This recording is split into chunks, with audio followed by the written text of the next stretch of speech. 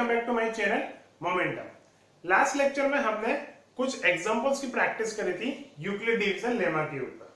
ठीक है, इस लेक्चर में मैं आपके लिए एक नया टॉपिक लेके आया हूं which is Euclid division algorithm. ठीक है, so before starting this topic let us understand what does the algorithm mean. Algorithm क्या होता है? It is a sequence of steps which are repeated again and again to get the desired output. Means हम इसमें क्या करते हैं, कुछ steps को बार बार यूज करते हैं। तब तक यूज करेंगे जब तक हमें कोई डिजायर्ड रिजल्ट नहीं मिल जाए। ठीक है, as soon as we get the desired result we stop the algorithm।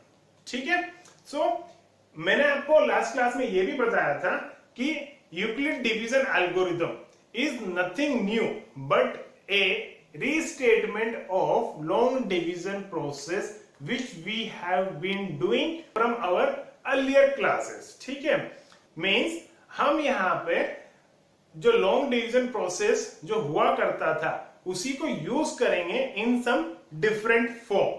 ठीक है, मैंने आपको ये भी बताया था फर्स्ट क्लास में यूक्लिड डिवीजन एल्गोरिथम की मदद से हम यहाँ पे दो गिवन नंबर्स का एचसीएफ फाइंड आउट करेंगे। ठीक है, so let us understand this division algorithm using an example। Use Euclid division algorithm to find the HCF of 210 and 55। I have written the solution on the board to save the time। Let me explain you। First of all, what you will do, you will apply the long division process on the given number। हमारे पास number क्या given था 210 and 55। हम क्या करेंगे, इन दोनों number के ऊपर हम लॉन्ग डिवीजन प्रोसेस अप्लाई करेंगे जो हमने छोटी क्लासेस में सीखा हुआ है टू फाइंड द एचसीएफ। ठीक है, वो मैंने यहाँ पे कर रखा है। 210 को 55 से डिवाइड करा 3 टाइम्स 45 रिमाइंडर, फिर यहाँ पे रिमाइंडर 0 नहीं आया तो 55 को मैंने क्या बनाया, डिविडेंड बनाया, यहाँ पे लेके आए हम इसको। ठीक है, और फिर हमने इस 45 जो रिमाइंडर आया था उससे डिवाइड करा, फिर यहाँ पे रिमाइंडर 0 नहीं आया तो हमने क्या करा, इस 45 को यहाँ पे क्या बनाया, डिविडेंड बनाया, फिर इस 10 रिमाइंडर से डिवाइड करा, रिमाइंडर 5 आया which is again not equal to 0, तो इस 10 को हमने यहाँ पे डिविडेंड बनाया और फिर जो रिमाइंडर 5 था उससे डिवाइड करा, यहाँ पे रिमाइंडर 0 आ गया तो हमने यहाँ पे हमारा लॉन्ग डिवीजन प्रोसेस स्टॉप कर दिया। ठीक है, और इस पूरे प्रोसेस में एचसीएफ क्या कहलाएगा, 5। Means the divisor at the last step will be called as the HCF. ठीक है, सो अब हमें क्या करना है, ये जो लॉन्ग डिवीजन प्रोसेस था, ठीक है, इसको हमें कन्वर्ट करना है यूक्लिड डिवीजन एल्गोरिथम के अंदर। ये जो लॉन्ग डिवीजन प्रोसेस है, आप चाहें तो आपके फेयर पेज जहां पे आप क्वेश्चन कर रहे हैं, सॉल्यूशन कर रहे हैं, वहां पे भी कर सकते हैं, या आप चाहें तो at the back of your copy भी कर सकते हैं। ठीक है ना, मींस ये आपको सॉल्यूशन में दिखाना जरूरी नहीं है, बट इसको करने से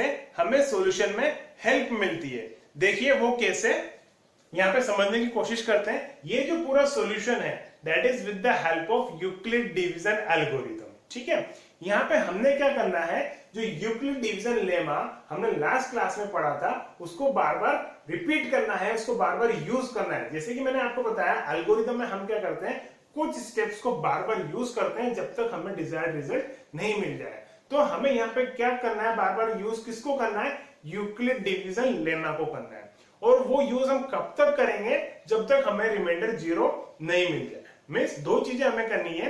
पहली चीज तो हम यूक्लिड डिवीजन लेमा अप्लाई करेंगे गिवन इंटीजर के ऊपर, और हम वो चीज हम तब तक करते रहेंगे जब तक हमें रिमाइंडर 0 नहीं मिल जाए।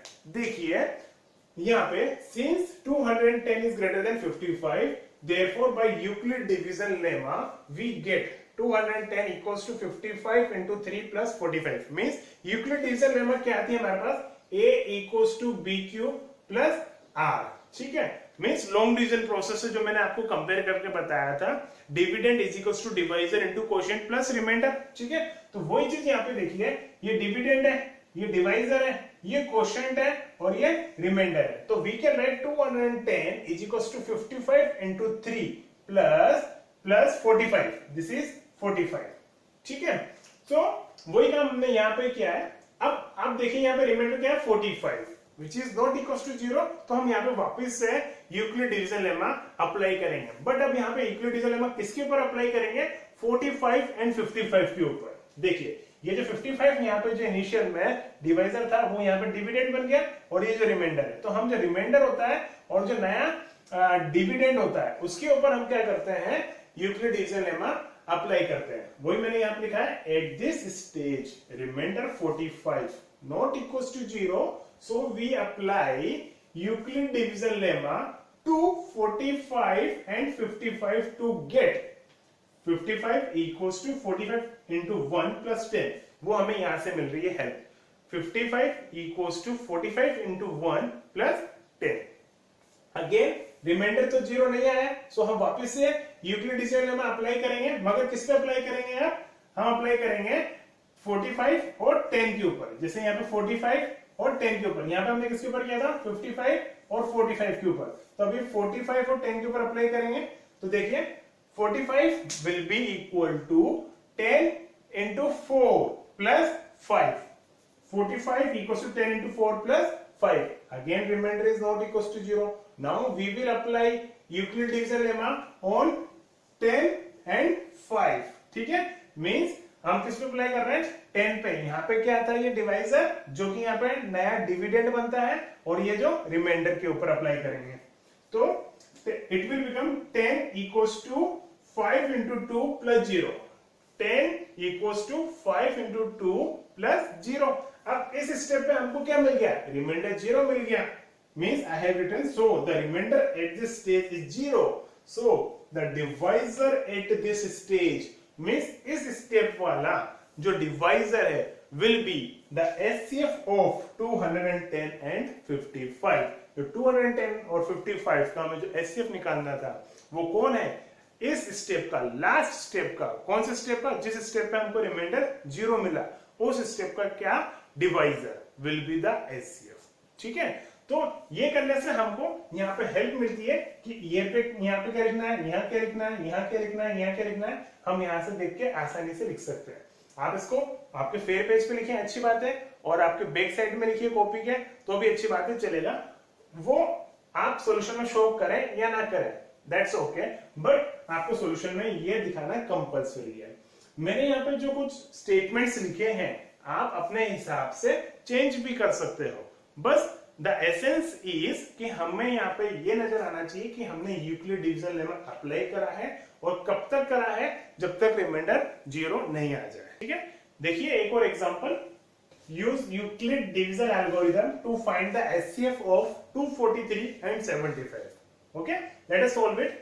First we will apply long division process to find the HCF. 243 divided by 75, 3 times 225, it will be 8, and here will be 1. Now remainder not equals to 0, 75 यहाँ आएगा। 4 times 72, remainder 3, 18, 6, 18, remainder equals to 0. सो ये हमने क्या किया, 243 और 75 पे long division process apply करके हमने ये निकाल लिया कि एचसीएफ क्या होगा, और ये जो सिंगल सिंगल स्टेप्स को हम यूज करेंगे हम ईडीएल में, यूक्लिड डिवीजन एल्गोरिथम अप्लाई करते हो। ठीक है, सो आइए देखते हैं। Since 243 is greater than 75, therefore by EDL, that is Euclid division lemma, आप पूरा लिखिएगा। 243 equals to 75 into 3 plus 80. Here remainder 18 not equals to 0, therefore by EDL अब हम दोबारा यूक्लिड डिवीजन लेमा अप्लाई करेंगे, किस पे, 75 और 18 पे। 75 इक्वल्स टू 18 इंटू 4 प्लस 3। यहाँ पे भी अब रिमाइंडर 0 नहीं आया, सो अगेन हम क्या करेंगे, ईडीएल अप्लाई करेंगे। Here reminder 3 not equals to 0, therefore by EDL 18 18 equals to 3 into 6 plus 0, यहां पे हमको रिमाइंडर मिल गया 0, since reminder at this stage is 0, therefore required HCF of 243 and 75 is क्या हो जाएगा? Divisor of the last step, that is 3। ठीक है, तो हमने क्या करा, पहले लॉन्ग डिवीजन प्रोसेस अप्लाई करके यहाँ पे एचसीएफ निकाल लिया और फिर यहाँ पे इंडिविजुअल ये स्टेप्स को हमने यूक्लिड डिवीजन लेमा अप्लाई करके यहाँ पे लिख दिया। यहाँ पे बार बार यूक्लिड डिवीजन लेमा अप्लाई कर रहे हैं तो ये क्या कहलाती है? एल्गोरिथम कहलाती है। कोई स्टेप्स को बार बार रिपीट करना जब तक हमारा आंसर, हमारा डिजायर्ड रिजल्ट ना आ जाए। हमारा डिजायर्ड रिजल्ट क्या था? That is reminder 0। तो रिमाइंडर 0 यहाँ पे आ गया। इसके बाद हमने ईडीएल नहीं लगाया, यूक्लिड डिवीजन लेमा अप्लाई नहीं करा। अगर यहाँ पे भी रिमाइंडर 0 नहीं आता तो फिर वापस से यूक्लिड डिवीजन लेमा अप्लाई करते हैं। ठीक है, hope it is clear to everyone. आप प्रैक्टिस कीजिएगा इन दोनों एग्जांपल्स की। इसमें नेक्स्ट टाइप का क्वेश्चन देखते हैं। यूक्लिड डिवीजन एल्गोरिथम में कैसा एक और क्वेश्चन बनता है। Find the HCF of 81 and 237 and express it as a linear combination of 81 and 237। देखिए यहाँ पे नया क्या है, हमें क्या करना है, जो HCF निकलेगा 81 और 237 का, उस HCF को एज ए लीनियर कॉम्बिनेशन में एक्सप्रेस करना है। किसका लीनियर कॉम्बिनेशन? जो हमारे टू गिवन नंबर्स हैं, दैट इज 81 और 237, इसका लीनियर कॉम्बिनेशन। लीनियर कॉम्बिनेशन से मतलब है हमें लीनियर एक्सप्रेशन बनाना है। लीनियर एक्सप्रेशन क्या होती है? ऐसी एक्सप्रेशन जिसकी डिग्री 1 होती है। कहने का मतलब जैसे ax plus by plus cz। ठीक है, मतलब यहाँ पे a b c क्या है? कोफिशिएंट है। कुछ भी हो सकते हैं, प्लस के हो सकते हैं, माइनस के हो सकते हैं, इंटीजर हो सकते हैं, रैशनल नंबर हो सकते हैं, इरैशनल नंबर हो सकते हैं, कुछ भी हो सकता है। ठीक है, और x y z क्या है? यहाँ पे वेरिएबल्स है। ठीक है ना, तो ये क्या हो गया? एक लीनियर कॉम्बिनेशन हो गया इन 3 वेरिएबल। ठीक है, यहाँ पे 3 वेरिएबल में हमने लीनियर कॉम्बिनेशन दिया है। अभी हमें यहाँ पे क्या करना है? 2 टर्म्स में ही लीनियर एक्सप्रेशन बनानी है। मतलब कुछ इस तरह से लाना है अपन को, ax प्लस by। अब यहाँ पे कॉम्बिनेशन किसका चलेगा? मतलब यहाँ पे कहना है आपको 81 नजर आएगा और 237 नजर आएगा। मतलब हो सकता है something like 81x plus 237y। मतलब कुछ इस तरह के लीनियर कॉम्बिनेशन की बात हो रही है। x और y क्या होंगे वो भी अपन देख लेंगे। मतलब मैं आपको बस ये समझाना चाह रहा हूं लीनियर कॉम्बिनेशन क्या होता है। सबसे पहले लीनियर से मतलब होता है ऐसी एक्सप्रेशन जिसकी डिग्री 1 है। यहाँ पे देखो वेरिएबल x है, y है, z है, यहाँ पे सबकी पावर क्या है? 1। तो जब हाईएस्ट पावर यहाँ पे 1 है तो वो क्या है? डिग्री है। और अगर डिग्री 1 होती है तो वो एक्सप्रेशन क्या कहलाती है? Linear expression. ठीक है, यहाँ पे हमें लीनियर कॉम्बिनेशन किसका लाना है? 81 और 237। तो 81 आएगा कहीं ना कहीं और 237 आएगा, और इसमें 81 और 237 जो आएंगे उनके साथ जो x और y आएंगे उनकी पावर 1 रहेगी। क्यों? क्योंकि अगेन लीनियर कॉम्बिनेशन है। अगर ये इस तरह से हो जाए तो ये होगा क्वाड्रेटिक, क्योंकि यहाँ पे x और y वेरिएबल है और इसमें हाईएस्ट पावर क्या है? 2 है। तो अगर हाईएस्ट पावर 2 होती है तो वो क्या हो जाता है? क्वाड्रेटिक। ठीक है, बट हमें सिर्फ लीनियर की बात करनी है। ठीक है, ये linear, quadratic, cubic, by quadratic हमने 9th क्लास में पॉलिनोमियल चैप्टर में पढ़ रखा है, राइट। अभी 10th में फिर हमारे पास पॉलिनोमियल चैप्टर में इसको फिर हम वापस से वहां पे रिवाइज करेंगे, linear, cubic, quadratic, by quadratic. ठीक है, तो सबसे पहले तो अपन क्या करते हैं, इस क्वेश्चन में 81 और 237 का एचसीएफ फाइंड करते हैं। मैंने यहाँ लॉन्ग डिवीजन प्रोसेस को फाइंड कर लिया विच इज 3। अब मैं यहाँ पे इसको यूक्लिड डिवीजन एल्गोरिथम अप्लाई कर देता हूँ यहाँ पे, मतलब लेमा का यूज करके अपन एचसीएफ यहाँ पे और शो कर देते हैं कि एचसीएफ 3 आ रहा है अपना। देखिए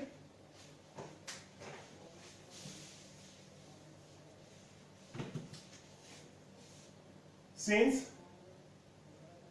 237 is greater than 81, therefore by EDL 237 is equals to 81 into 2 plus 75, remainder not equals to 0, here r not equals to 0, therefore by EDL 81 और 75 पे लगेगा, 81 इक्वल्स टू 75 इंटू 1 प्लस 6, ठीक है।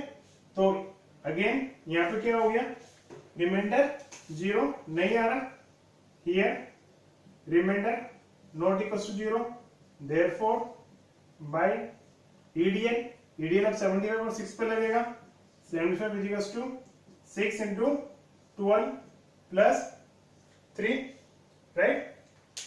अगेन यहाँ पे रिमाइंडर 0 नहीं आ रहा, here also R not equals to 0, therefore by EDL अब EDL किस पे लगेगा, 6 और 3 पे, 6 is equals to 3 into 2 plus 0, 10, R is equals to 0 at this stage, therefore required SCF of 237 और 81 is 3। ये तो हमारा फर्स्ट पार्ट हो गया क्वेश्चन का कि SCF फाइंड आउट करने वाला, ठीक है। मैंने शॉर्ट में लिखा है, आप जैसे चाहे वैसे लिखिए, एग्जाम में कोई दिक्कत नहीं है, बट वहां पे बात इतनी होनी चाहिए कि हमने यूक्लिड डिवीजन लेमा अप्लाई किया है, ठीक है। फर्स्ट क्वेश्चन जो मैंने किया था, फर्स्ट एग्जांपल जो मैंने आपको समझाया था, बिल्कुल एलाबोरेट करके समझाया था। सेकंड में थोड़ा और कम एलाबोरेट किया, थर्ड में और कम किया। आप जैसे चाहे वैसे अपने स्टेप्स जमा सकते हैं। द थिंग इज दैट कि ये EDL यूक्लिड डिवीजन लेमा नजर आना चाहिए और इस तरह की स्टेप्स, ये इक्वेशन नजर आनी चाहिए, ठीक है। अब देखिए इसका second part, we have to express this SCF as a linear combination of these two given number। तो इसको करने का तरीका क्या है, हमारी देखिए स्टेप्स कितनी हुई इसके अंदर, ये फर्स्ट स्टेप, ये सेकंड स्टेप हुई, ये थर्ड स्टेप है, ये फोर्थ स्टेप है, राइट। फर्स्ट स्टेप पे अपन ने EDL लगाया और हमारा SCF आ गया। अब इसको करने के लिए हम क्या करते हैं, we start from the second last step, मतलब हम यहां से लास्ट से सेकेंड स्टेप से हम काम शुरू करेंगे, ठीक है।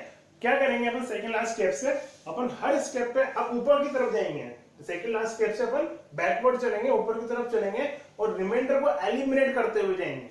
देखिए इस स्टेप पे रिमाइंडर क्या है, 3, इस स्टेप पे रिमाइंडर क्या है, 6 और इस स्टेप पे रिमाइंडर क्या है, 75। तो हम क्या करेंगे, नीचे से चलेंगे और रिमाइंडर को एलिमिनेट करते हुए जाएंगे। देखिए कैसे करते हैं,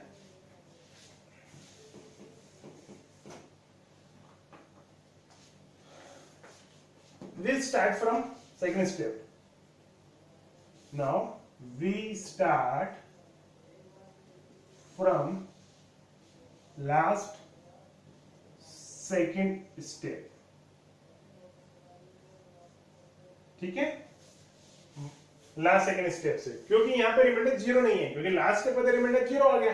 क्या हम 3 इक्वल्स टू 75 माइनस 6 इंटू 12 लिख सकते हैं, राइट। 3 को एज इट इज रहने दिया एक साइड में और 6 इंटू 12 जो था उसको दूसरी साइड भेज दिया, मतलब 75 की साइड भेज दिया। ये इक्वेशन बन गई, इस स्टेप का काम हो गया। अब इससे ऊपर वाले स्टेप पे चलते हैं, उस पे रिमाइंडर कौन है, 6, राइट। ये 6 है, अब ये 6 आपको यहाँ नजर आ रहा है। अब इस 6 को एलिमिनेट करेंगे, तो इस 6 की जगह अपन यहां से क्या लिख सकते हैं, 81 माइनस 75 इंटू 1, राइट। 75 इंटू 1 मतलब 75 ही है, ठीक है। तो देखिए 75 माइनस इस 6 की जगह यहां से 81 माइनस 75, 81 माइनस 75। यहाँ पे 75 इंटू 1 था, इसलिए मैं सिर्फ 75 ही लिख रहा हूं। अगर 75 इंटू 2 हो, 3 हो, 4 हो, कुछ और नंबर इस 1 के अलावा, तो आपको वो लिखना पड़ेगा 75 के साथ। ये लिख दिया, और ये जो था यहाँ पे इंटू 12 एज इट इज। अब देखिए क्या करना है, distributive property 81 into 12 minus minus plus 75 into 12। हमने अब यहाँ पे बहुत काम की बात, आपको इसको सिंप्लीफाई नहीं करना है, इसको सिंप्लीफाई नहीं करना है। जैसे आपने इसको सिंप्लीफाई किया, हमारा आंसर गया, ठीक है ना। तो अब सिंप्लीफाई नहीं करना, आप देखिए ये दोनों स्टेप, इन दोनों टर्म्स को मैं क्लब कर रहा हूं। यहाँ पे भी 75 है, यहाँ 75 है, यहाँ कितने 75 है, 1, यहाँ कितने 75 है, 12, और दोनों प्लस है, तो कितने 75 हो जाएंगे, 12 प्लस 1 13। तो here I can write 75 into 13, और ये minus 81 into 12 as it is आएगा, ठीक है बेटा। अब इसके ऊपर वाले स्टेप पे चलते हैं। यहाँ पे रिमाइंडर क्या है 75, यहाँ 75 नजर आ रहा है। अब हम इस 75 को एलिमिनेट करेंगे तो इस 75 को क्या लिख सकते हैं अपन 237 माइनस 81 इंटू 2। देखिए इस 75 की जगह मैं लिख रहा हूं 237 माइनस 81 इंटू 2, ये 75 की जगह लिखा है into 13 as it is minus 81 into 12। ठीक है बेटा। अब डिस्ट्रीब्यूटिव प्रॉपर्टी ब्रैकेट ओपन करते हैं जरा यहाँ पे, तो ये क्या हो जाएगा 237 इंटू 13 माइनस 81 माइनस 81 इंटू ये 2 और 13, तो 2 इंटू 13 कितना हो जाएगा 26 माइनस 81 इंटू 12। ठीक है। अब देखिए यहाँ पे जो 237 इंटू 13, 81 इंटू 26, 81 इंटू 12, इनको किसी को सिंप्लीफाई नहीं करना, ध्यान रखना। सिंप्लीफाई करते से हमारी स्टेप गई। ठीक है, तो इसको सिंप्लीफाई मत करना, एज इट इज लिखो। अब देखो 81 वाली यहाँ पे ये दो टर्म्स है, दोनों ही माइनस की टर्म्स है। यहाँ पे कितने 81 है 26 81 है, यहाँ पे कितने 81 है 12 81 है, राइट। और दोनों ही माइनस क्या है, तो 26 और 12 दोनों को ऐड कर देते हैं, कितना आ जाएगा 38। तो यहां पर लिख सकते हैं 81 इंटू 38। अब देखिए यहां पे मैं क्या लिख सकता हूं 237 इंटू 13 की जगह मैंने लिख दिया x minus 81 y where x equals to 30 y equals to 38. This is what the linear combination of HCF, which is 3, and it is equals to 237 into x minus 81 into y. ये आया हमारा linear combination. अब एक चीज बेटा यहाँ पे, ये जो लीनियर कॉम्बिनेशन है ये जरूरी नहीं है कि हर बच्चे का यही आए। Means this linear combination is not unique. देखिए सबसे पहली बात तो मैं आपको यही समझा देता हूं, कोई बच्चा चाहे तो इसको ऐसे भी लिख सकता है 3 equals to 237 into x plus 81 into y where x is equals to 13 y equals to minus 38। मैं यहाँ पे y क्या लिख दिया, उसने माइनस का 38 लिख दिया, जबकि मैंने यहाँ पे y क्या लिखा था 38। तो दिस इज ऑल्सो करेक्ट, ये वाली form, and this form is also correct. ठीक है, तो कोई बच्चा ये भी लिख सकता है, कोई बच्चा ये भी लिख सकता है, इसके अलावा और भी लिख सकते हैं। देखिए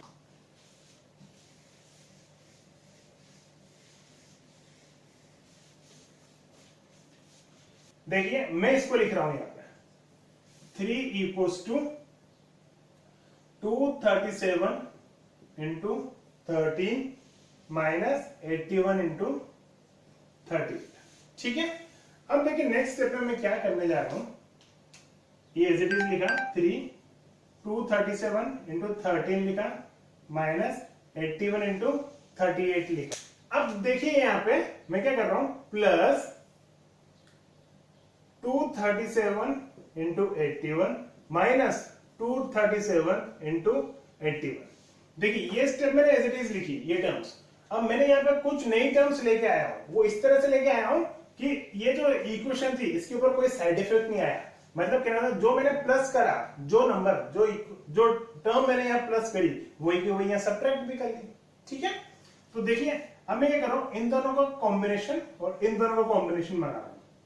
237 इंटू 13 प्लस 237 इंटू 81 माइनस ये दोनों 81 इंटू 38 माइनस 81 इंटू 237। ठीक है, 81 को आगे लिख लिया मैंने, 237 को पीछे लिख लिया। ठीक है, अब देखिए 237 यहाँ पे कितने हैं 13, यहाँ पे कितने हैं 81, दोनों ही प्लस के, तो क्या हो जाएगा 237 इंटू 94 माइनस ये दोनों ही माइनस क्या है 81 इंटू यहाँ पे 81 कितने हैं 38, यहाँ पे 81 कितने हैं 237, तो 237 प्लस 38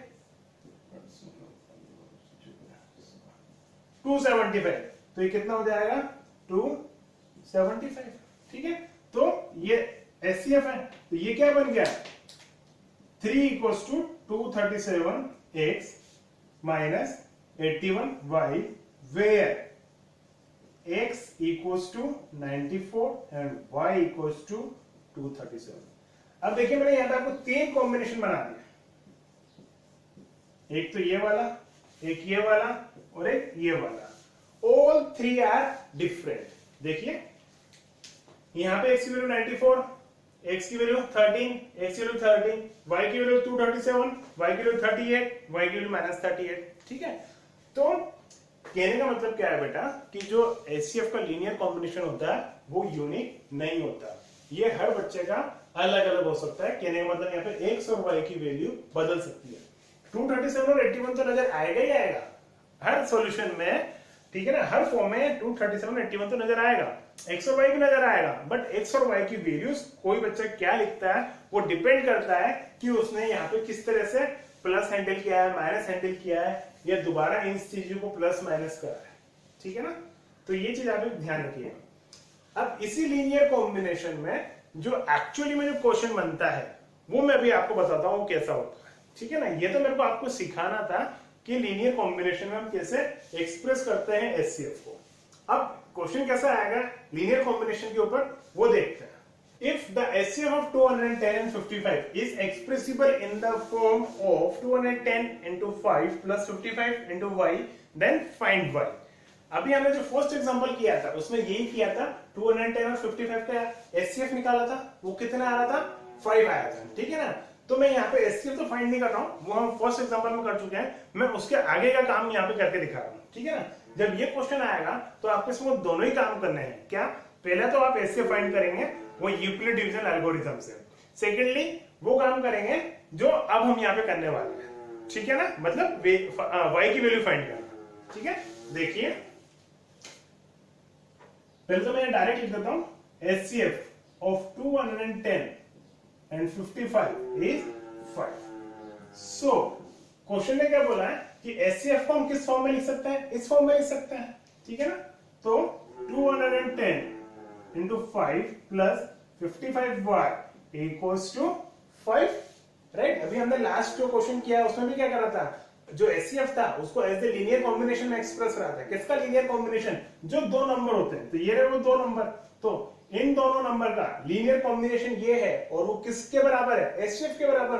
और HCF हमने अभी फर्स्ट एग्जांपल में निकाला था व्हिच वाज 5, इन दोनों का HCF, ठीक है। तो अब हम क्या करेंगे, सिंप्लीफाई करेंगे इसको, y की वैल्यू निकालेंगे, तो ये हो गया 0 5 10 55y equals to 5, 55y equals to 5 minus 1050 that is equals to minus का 1045 और y इक्वल्स टू माइनस का 1045 upon 55 that is equals to -19, ठीक है। तो क्वेश्चन ने क्या पूछा था, y की वैल्यू पूछी थी, y की वैल्यू हमने यहाँ पे निकाल ली, that is equals to -19 and it is unique. क्यों, क्योंकि यहाँ पे इसने 210 into 5 plus 55y दिया इसके हिसाब से। अगर यहाँ पे into 5 के अलावा कुछ और होता तो फिर यहाँ पे y की वैल्यू बदल जाती, ठीक है ना। बट जो क्वेश्चन ने दी थी, जो फॉर्म यहाँ पे दे रखी है, इस फॉर्म के हिसाब से हमने उसको HCF के इक्वल कर दिया और फिर y की वैल्यू निकाल ली, दैट इज इक्वल्स टू -90, ठीक है। So these are the some questions on the Euclid division algorithm. इस एल्गोरिथम में हमने क्या करा, यूक्लिड डिवीजन लेमा का यूज करा था टू फाइंड द HCF, ठीक है। अब नेक्स्ट क्लास में हम एक नए टॉपिक की बात करेंगे। आप इस क्लास को एक अच्छे से रिवाइज कीजिएगा, ठीक है, क्वेश्चंस अच्छे से करके देखिएगा, कोई डाउट हो तो मेरे को पूछ लीजिएगा, ठीक है ना। इस टॉपिक से डेफिनेटली क्वेश्चन आता ही आता है एग्जाम में, यूक्लिड डिवीजन एल्गोरिथम से HCF के लिए डेफिनेटली क्वेश्चन आएगा, ठीक है। So thank you so much for watching the video, bye.